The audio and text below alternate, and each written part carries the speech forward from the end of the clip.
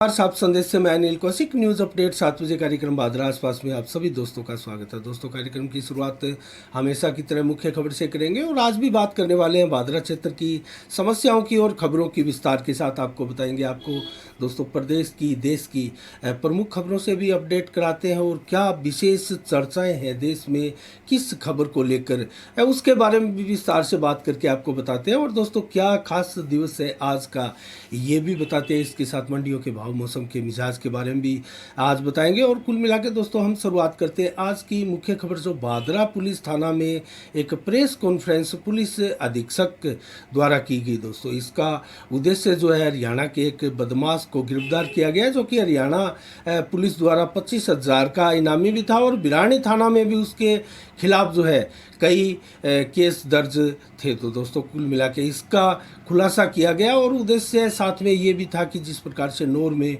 घटना घटित हुई थी उसको लेकर अभी भी स्थिति पूरी तरह से नौर में नहीं हो पाई है। और बेशक बादरा में इस प्रकार की कोई नहीं है सूचना किसी तनाव की, और राउतसर में भी नहीं है। और यहाँ नेट ज़रूर बंद कर दिया गया था एक दिन के लिए, लेकिन उसको लेकर विचार किया गया और दोस्तों उचित दिशा निर्देश पुलिस द्वारा भी दिए गए, प्रशासन द्वारा दिए गए, और किस प्रकार से हम इन घटनाओं को रोक सकते हैं और इसमें आम नागरिक की और पत्रकारों की, मीडिया की क्या भूमिका हो सकती है। दोस्तों, इसके ऊपर विस्तार से बातचीत भी की गई और पत्रकारों ने सवाल जवाब भी किए। तो उसका अलग से एक वीडियोज़ है, वो ज़रूर आप देखिएगा साफ संदेश भारत के चैनल पर। और दोस्तों, इसके अलावा अन्य खबरों की ओर रुख करते हैं।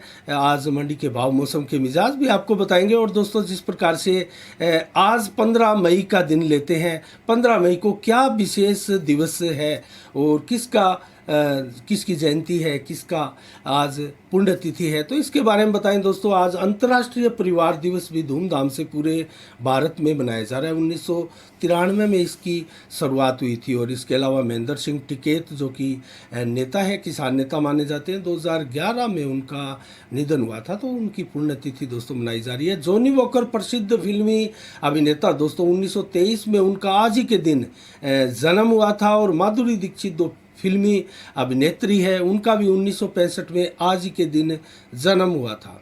और इसके अलावा दोस्तों महान क्रांतिकारी सुखदेव का भी आज जन्म 1907 में हुआ था। दोस्तों, इसके अलावा पूर्व मुख्यमंत्री भैरू सिंह शेखावत राजस्थान के मुख्यमंत्री रहे हैं, भैरू बाबा के नाम से भी उनको जानते हैं, तो उनकी पुण्यतिथि दोस्तों आज मनाएगी। 2010 में उनका निधन हुआ था। और इसके अलावा बादरा पुलिस थाने के सीआई रणवीर साई का भी दोस्तों आज जन्मदिवस है। और लोकल की अन्य की बात करें तो महाराजा अग्रसेन शिक्षण संस्थान के चेयरमैन सुशील गुप्ता की धर्मपत्नी मीना गुप्ता का भी दोस्तों आज जन्मदिवस है। तो साफ संदेश के माध्यम से इन सभी को जिनका आज जन्मदिवस है उनको ढेरों शुभकामनाएं, मंगल कामनाएं। और इसके साथ दोस्तों अन्य खबरों की ओर रुख करें तो बादरा में कल जो लोक अदालत लगी थी दोस्तों, उस लोक अदालत में 5,168 मामले निपटाए गए, निस्तारण उनका किया गया।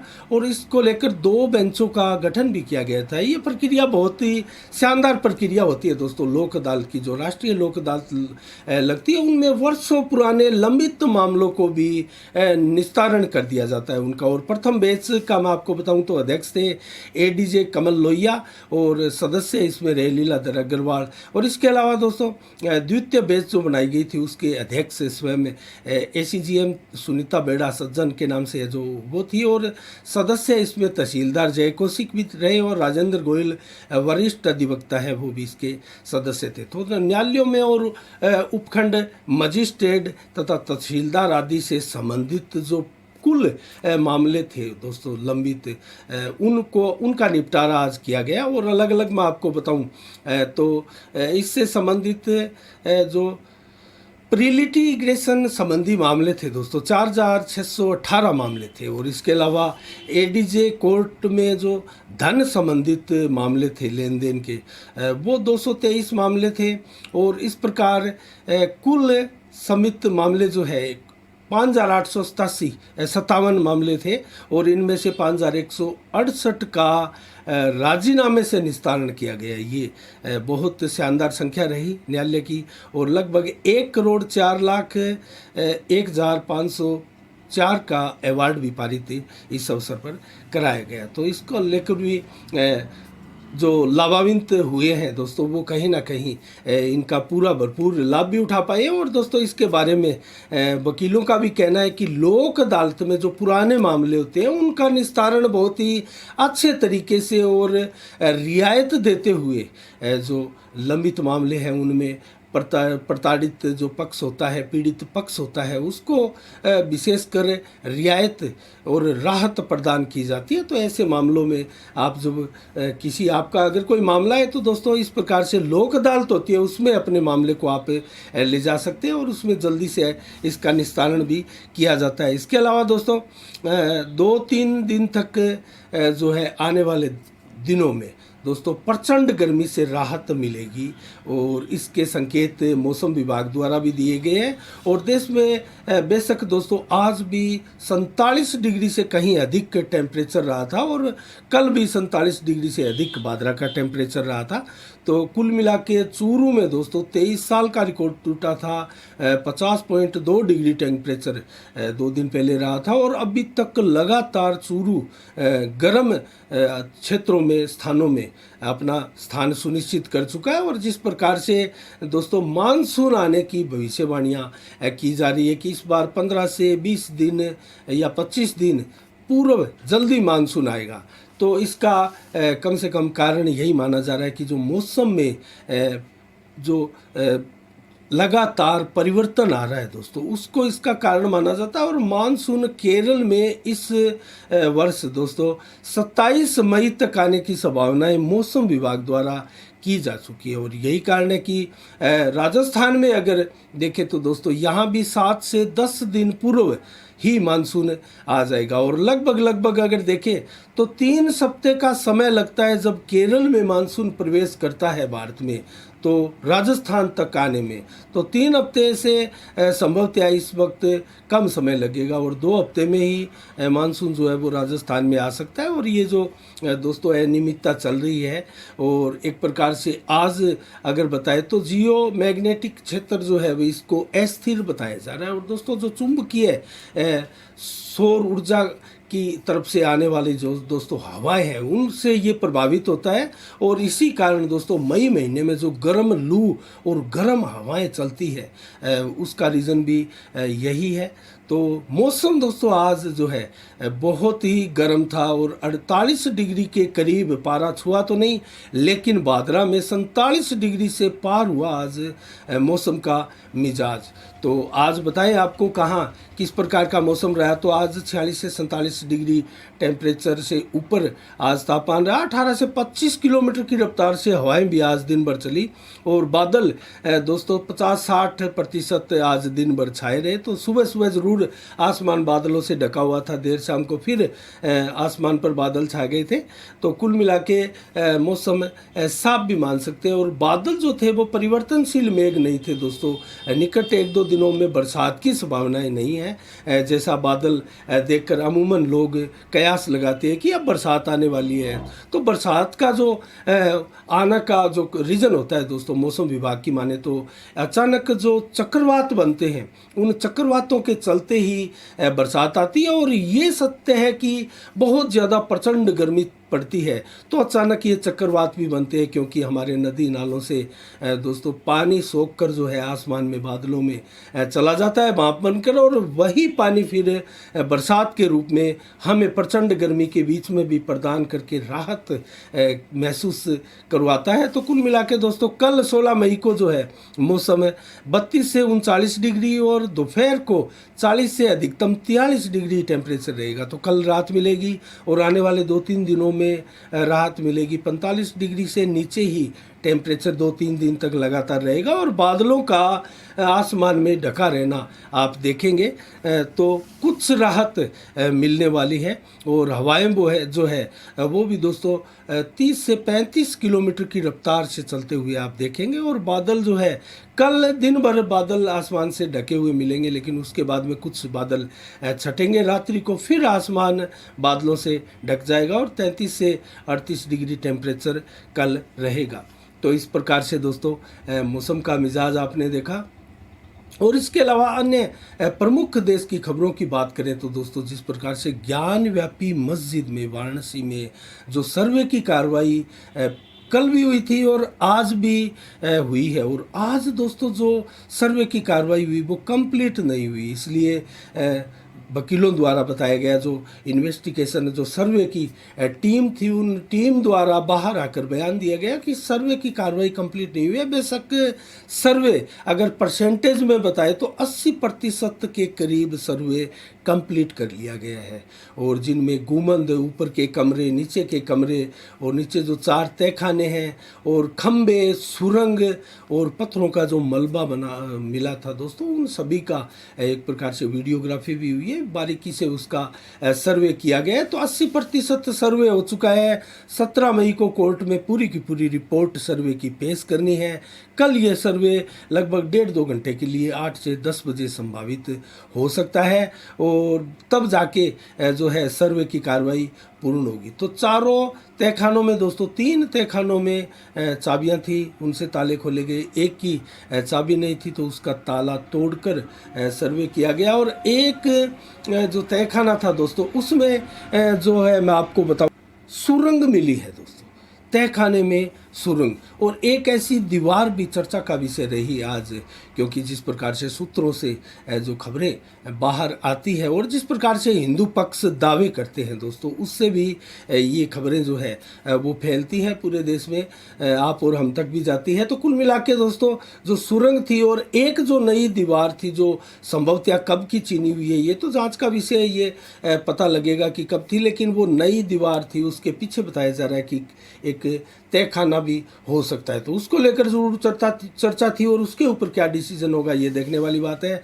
लेकिन करीब 2 ट्रक जितना मलबा दोस्तों पत्थरों का और अन्य चीज़ों का था, तो उसमें क्या हिंदू देवी देवताओं की मूर्तियां थी ये देखने वाली बात है। इसका खुलासा तो तब होगा जब पहले कोर्ट में ये सारे के सारे सबूत, एविडेंस, तथ्य जो है वो पेश किए जाएंगे, और उसके बाद में क्या कार्रवाई होती है, कोर्ट के क्या आदेश आते हैं उसके बाद में पता लगेगा। लेकिन कई शताब्दियों पूर्व की कलाकृतियाँ भी मिली है दोस्तों, ये बहुत एक प्रकार से अचंभित कर देने वाली बात है। और हिंदू पक्ष के लोग खुश हैं और उन्होंने दावा किया है कि हमारा दावा जो है वो मजबूत होता जा रहा है। तो देखने वाली बात है दोस्तों आगे इसमें क्या होता है। लेकिन अन्य खबरों की ओर रुख करें तो दोस्तों नेठ राणा की राम सागर गौशाला में मीनू बेनीवाल का जो कल कार्यक्रम हुआ था उसमें उन्होंने जो है एक बड़ा गायों के लिए शेड निर्माण की घोषणा की और उसकी नींव भी रखी गई, और फूलों से ग्रामीणों ने, नेठ राणा के ग्रामीणों ने जो है मीनू बेनीवाल, कप्तान मीनू बेनीवाल का स्वागत किया गया, और उसको बहुत बड़ा भामासा लोगों ने बताया। इस अवसर पर जो है गौशाला के अध्यक्ष शमशेर सिंह राठौड़, सरपंच राजेंद्र निम्मीवाल के अलावा बजरंग सिंह शेखावत और आसाराम वर्मा के अलावा शिवराम धारीवाल, गिरधारी सारण, मोहन नेचरा आदि अनेकों स्टाफ के सदस्य भी रहे गौशाला के, और ग्रामीण थे, वरिष्ठ जन थे ग्रामीणों में। और एक कार्यक्रम के तहत दोस्तों जो पूर्व में भी कार्यक्रम की घोषणा की गई थी मीनू बेनीवाल द्वारा, वो भी कार्य चल रहे हैं। गेट, मेन गेट का कार्य भी, निर्माण कार्य है वो तेज़ी के साथ गौशाला का जारी है। तो इसके अलावा पीलीबंगा में मीनू बेनीवाल का एक जो कार्यक्रम है वो हुआ। इसके अलावा आउट ऑफ तहसीलों में भी कई कार्यक्रम हुए। और दोस्तों क्षेत्र में चर्चाओं का बाजार अभी भी गर्म है कि मीनू बेनीवाल क्या क्षेत्र में चुनावी तैयारी कर रहे हैं। हमने पहले भी आपको बताया था, तो इसके ऊपर अभी खुलासा नहीं हुआ। जब किसी प्रकार की प्रेस कॉन्फ्रेंस होगी और चुनावी कार्यक्रम करेंगे उसके बाद में दोस्तों ज़रूर इस चीज़ का खुलासा होगा। तो अभी तो एसपी सिंह को लगे हुए काफ़ी महीने हो गए, उन्होंने भी अपने पत्ते नहीं खोले कि वो भाजपा के लिए तैयारी कर रहे हैं या कांग्रेस की टिकट के लिए। तो दोस्तों अभी क्षेत्र में बहुत से पत्ते खुलने बाकी है। यहाँ ये ज़रूर है कि संजीव बेनीवाल लगे हैं, वो भाजपा की टिकट की दौड़ में सबसे अव्वल और सबसे मजबूत उम्मीदवार है। वहीं बलवान पूनिया है, वो संभवतः अपनी पार्टी से भी लड़ सकते हैं और कांग्रेस की टिकट से भी चुनाव लड़ सकते हैं। तो उनके लिए भी पत्ते कुछ खुले हुए नहीं हैं और स्थितियाँ स्पष्ट नहीं हैं। बजरंग सारण भी है, अनेकों और भी नेता जो है वो तैयारी में व्यस्त है। लेकिन जयदीप टूडी दोस्तों आजकल बेहद कम दिखाई दे रहे हैं और देहात क्षेत्रों में भी उनकी कहीं सोशल मीडिया पर लगातार वो अपनी पोस्टें भी डालते थे, उनके समर्थक भी डालते थे। उनकी जो लगातार अभियान उन्होंने बड़ा सघन अभियान चलाया था लगातार, वो अभियान पिछले काफ़ी दिनों से नहीं देखा जा रहा है। तो क्या ज़रूर हम जब जयदीप टूडी हमसे मिलेंगे उनका साक्षात्कार करने की भी कोशिश करेंगे, उनसे जानेंगे कि आगे उनका क्या कदम रहने वाला है। तो साफ संदेश आप देखते रहिएगा, उन नेताओं के साक्षात्कार हम ज़रूर आप तक पहुंचाएंगे। और इसके अलावा दोस्तों उनके परिवार से कार्तिक टूडी ज़रूर ग्रामीण क्षेत्रों का लगातार दौरा करते हैं और अपना जनसंपर्क अभियान लगातार जारी रख रहे हैं। और ये कहा जा रहा है, दावा भी किया जा रहा है कि वो हर हाल में चुनाव जो है वो लड़ेंगे। तो देखते हैं दोस्तों आने वाली चुनावी तस्वीर राजनीतिक पटल पर किस प्रकार से बनकर उभर की आती है। बजरंग सारण भी एक युवा चेहरा है, तो देखते हैं इन सभी चीज़ों से आने वाले समय में पर्दा उठेगा। और इसके अलावा ढीलकी निवासी चाननमल सेन ने दोस्तों अपना जन्म दिवस जो है वो गुग्गा मेडी में अपना घर अनाथ आश्रम के प्यारों के साथ मनाया और उनको काफ़ी चीज़ें भेंट भी आश्रम में की दोस्तों। इसमें जो मैं आपको बताऊं तो आटा, तेल, चीनी, चाय पत्ती, हल्दी, धनिया, नमक, मिर्च आदि मसाले भी भेंट किए गए। इसके अलावा दोस्तों शरबत आदि जो फ्रूटी आदि पेयजल है वो भी आश्रम प्यारों को पिलाया गया। इसके अलावा आश्रम के संचालकों ने उनको बहुत बहुत बधाई और साधुवाद दिया, उनका स्वागत किया, उनका सम्मान किया। और दोस्तों ये बहुत ही बढ़िया चलन आजकल चल पड़ा है। जिस प्रकार से आप अपना अगर जन्मदिन बनाने की सोच रहे हैं तो आज आपको ये अवश्य बामी है कि आप या तो पक्षियों के लिए गर्मी का समय परिंदे बांधे, उनके लिए दाने की व्यवस्था करें, या फिर आप अपना जन्म दिवस जो है वो पौधारोपण करके करें, और या फिर ऐसे अनाथ आश्रम में जाकर अनाथ आश्रम के प्यारों के साथ भोजन करवा कर या उनकी किसी आवश्यक ज़रूरतों की पूर्ति करके जो है आप अपना जन्मदिन मनाएं। तो इसका चलन जो है बढ़ता जा रहा है और ये काफ़ी अच्छा समाज के लिए है दोस्तों। आने वाले ऐसे लोगों से प्रेरणा भी युवाओं को मिलती है दोस्तों, और बच्चे भी काफ़ी कुछ इस चीज़ों से सीखते हैं और अपने जन्मदिवस पर उनको देने की उदार प्रवृत्ति की उनमें भावना का जो है वो संचार भी होता है। तो ऐसी चीज़ें दोस्तों कहीं ना कहीं समाज में बहुत अच्छा मैसेज भी दे रही है। और इसके अलावा दोस्तों अन्य आसपास की घटनाओं के बारे में भी बताएंगे, लेकिन आपको मंडियों के भाव भी बताएंगे। और दोस्तों देश में जिस प्रकार का वातावरण वर्तमान में चल रहा है और राजस्थान में चल रहा है, और कांग्रेस की चिंतन बैठक में जो चिंता उभर कर आई थी दोस्तों, वो कहीं ना कहीं काफुर होती हुई दिखाई दे रही है। आज उनका अंतिम दिन था रविवार को, और आज के दिन दोस्तों जिस प्रकार से राहुल गांधी के नाम की गूंज सुनाई दी कि वो कांग्रेस के आने वाले अध्यक्ष हो सकते हैं, तो कहीं ना कहीं एक बहुत बड़ा धड़ा है जो वरिष्ठ कांग्रेसी नेताओं का है। और वो नहीं चाहते कि गांधी परिवार के अलावा कांग्रेस की बागडोर किसी और नेता के हाथ में जाए, ताकि दोस्तों हो सकता है उनको किसी प्रकार का बेनिफिट हो या उनका कोई जुड़ाव इस कांग्रेस पार्टी से बहुत गहरा लगाव और जुड़ाव हो, इसके चलते वो ऐसा कदम उठाने के लिए मजबूर हो। और जो G23 के नेता हैं दोस्तों, वो कहीं ना कहीं गांधी परिवार से अलग का नेता चाहते हैं, बागडोर नेतृत्व चाहते हैं और कांग्रेस को उभरते हुए देखना चाहते हैं। और जिस प्रकार से कांग्रेस गर्त में जा रही है उससे निकालने के लिए प्रयासरत रहते हैं, लेकिन उनके प्रयास भी इस चिंतन शिविर में सार्थक दिखाई नहीं देते। और कहीं ना कहीं कांग्रेस भागकर दौड़कर चली, लेकिन वहीं की वहीं पहुंचती हुई दिखाई दे रही है, क्योंकि गांधी परिवार से अलग कांग्रेस का वजूद बनाने की हिमाकत दोस्तों अभी भी कांग्रेस पार्टी नहीं कर पा रही है और यही रीज़न है कि भारतीय जनता पार्टी से काफ़ी पिछड़ चुकी है और आने वाले समय में संभवतः हो सकता है कि देश की कोई मुख्य विपक्षी पार्टी और बनकर उभर जाए। इसमें कतई सेंस नहीं है। आम आदमी पार्टी ने भी काफ़ी मेहनत की है, 2 राज्य जीते हैं, तो ये देश को दोस्तों विपक्ष चाहिए, इसमें कतई कोई दो राय नहीं है। जिस देश में विपक्ष मजबूत होगा तो उस देश की नींव अच्छी होगी, उस देश में विकास कार्य भी तेजी में होंगे और उस देश में दोस्तों तानाशाही प्रवृत्ति तो बिल्कुल भी नहीं पनप सकती। तो ऐसा इसलिए भी ज़रूरी है, ज़रूरी नहीं है कि मोदी सरकार अगर अच्छा काम कर रही है तो उनमें तानाशाही प्रवृत्ति ना पनपे, आगे ऐसा ना हो। इसलिए दोस्तों मजबूत विपक्ष भी देश में बहुत ज़रूरी है। तो आज की खबरों के लिए दोस्तों इतना ही। अब आपको मंडियों के भाव बता देते हैं। एलनाबाद से शुरुआत करते हैं दोस्तों। आज एलनाबाद में नरमा 12,750 रुपये प्रति कुंटल रहा, जबकि सरसों के भाव 6771 और ग्वार के भाव 5700 रुपये, जबकि चना 4621, जौ के भाव 2670 रहे और गेहूँ 2040 अरंडी के भाव 6775 रहे और तारामीरा दोस्तों 5211 रुपये प्रति कुंटल के भाव रहे। आदमपुर मंडी में नरमा 13,600 और सरसों 6770, ग्वार के भाव 5826 रहे, जबकि सिरसा मंडी में नरमा 13,600 ही रहा और सरसों के भाव 6540 और ग्वार के भाव 5600 रुपये प्रति कुंटल रही। और नौर मंडी में सरसों दोस्तों 6717 और ग्वार के भाव 6067 और मोठ के भाव 6605, चना के भाव 4616 और अरंडी के भाव 7080, जबकि गेहूं के भाव 2372 रहे और जौ के भाव 2500 रुपये प्रति कुंटल रहे। और श्री गंगानगर मंडी में चना दोस्तों 4624, सरसों के भाव 6715 और जौ के भाव 2963 यहाँ हाई भाव रहे, जौ के और ग्वार के भाव 5,981, मूंग के भाव 5500 रुपये प्रति कुंटल रहे। और बादरा में दोस्तों कल देर शाम की अगर खबर बताई आपको तो गेहूं के भाव 2051 रहे और सरसों के भाव 6605 रहे। आज रविवार है, रविवार के दिन मंडियों में भाव नहीं होते। और दोस्तों सादुलपुर मंडी में ग्वार के भाव 5,970, चना के भाव 4675, मूंग के भाव 6100 और मोठ के भाव 6700 रुपये प्रति कुंटल रहे और गेहूं के भाव 2200, जौ के भाव 2700 रुपये प्रति कुंटल और सरसों 7050, बाजरा के भाव 2225 रुपये प्रति कुंटल रहे।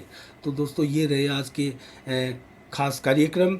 और बादरा में अभी भी दोस्तों वार्ड नंबर 30 सहित कई वार्डों में गंदा पानी पीने के लिए लोग मजबूर हैं और अघोषित विद्युत कटौती से भी बादरा कस्बे के वासी, आसपास के ग्रामीण क्षेत्रों के लोग और बादरा, राजगढ़, तारानगर क्या दोस्तों पूरे राजस्थान में इस वक्त बिजली का गंभीर संकट है और बार बार आवाजाही कर रही लाइट से दोस्तों बहुत परेशानी, बच्चों को, बुजुर्गों को, बीमार को, महिलाओं को। और सुबह शाम जिस प्रकार से लाइटें बगैर कटौती के ही अघोषित कटौती के रूप में चली जाती है, उससे लोगों को काफ़ी परेशानियों का सामना करना पड़ रहा है। और बादरा क्षेत्र में तो लगातार लंबे समय से गंदा पानी जो लोग पी रहे हैं दोस्तों, उससे कहीं ना कहीं क्षेत्रीय विधायक पर, स्थानीय प्रशासन पर बहुत बड़ा सवालिया निशान लग जाता है दोस्तों कि आज आज़ादी के इतने वर्षों बाद भी हम गंदा मटमैला पानी, बदबूदार पानी पीने को मजबूर है। स्वच्छ पेयजल भी आज हमको उपलब्ध नहीं है। तो दोस्तों कहीं ना कहीं ये सरकारों का फेलियर है और जनप्रतिनिधियों की नाकामियाँ हैं और नकारापन है। तो इसके साथ दोस्तों आज के शाम के 7 बजे में इतना ही और कल ठीक शाम 7 बजे फिर आपसे रूबरू होंगे नई खबरों के साथ, नई समीक्षा के साथ। तब तक के लिए दोस्तों आप अपना बहुत बहुत ख्याल रखिएगा। मुझे दीजिएगा इजाज़त। साफ संदेश से मैं अनिल कौशिक। नमस्कार, जय भारत, जय जय राजस्थान।